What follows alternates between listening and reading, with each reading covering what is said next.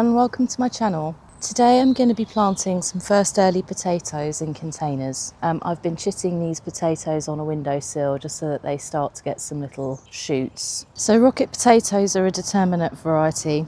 Now what that basically means is that they will have shorter, bushier plants, so it makes them ideal for containers. Indeterminate varieties, so your main crops, they will grow more and more potatoes down the stem of the plant. With determinate varieties like these, they will grow the potatoes in a single layer, so they won't grow down the length of the stem. I'm using these potato growing sacks. I've had these for a number of years now. These ones I've had for at least 5 years. I've got a few small holes in this one, but it will still be fine. I've also got this type, which is a plastic one, or you could use pots as well, large pots. So in terms of compost, this is just homemade garden compost. So it's nothing special, not shop bought. I've not sieved it, so I've still got twigs and stuff in there, but that'll be fine.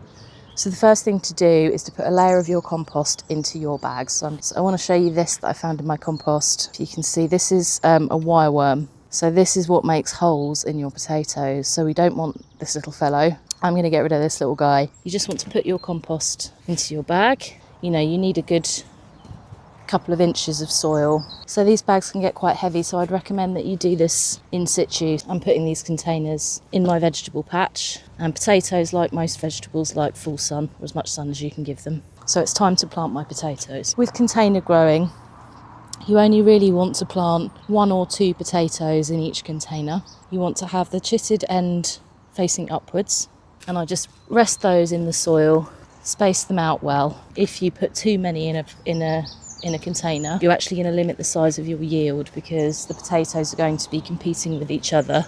So once you've got your potatoes in, you want to cover them with a little bit more of your compost. You don't need to bury them hugely at this stage. Just cover them over.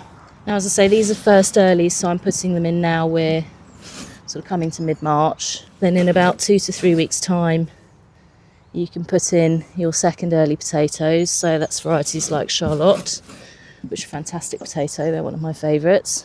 You want to wait another couple of weeks again before you plant your main crop potatoes. When you see them start to shoot through the soil, then you want to cover them over and keep earthing them up. You can keep going until you've reached the top of these containers. I'm going to water these in. This is rainwater from my water butt. You don't need to go potty with the water. You don't want them to rot. And that's it. That's my potatoes done.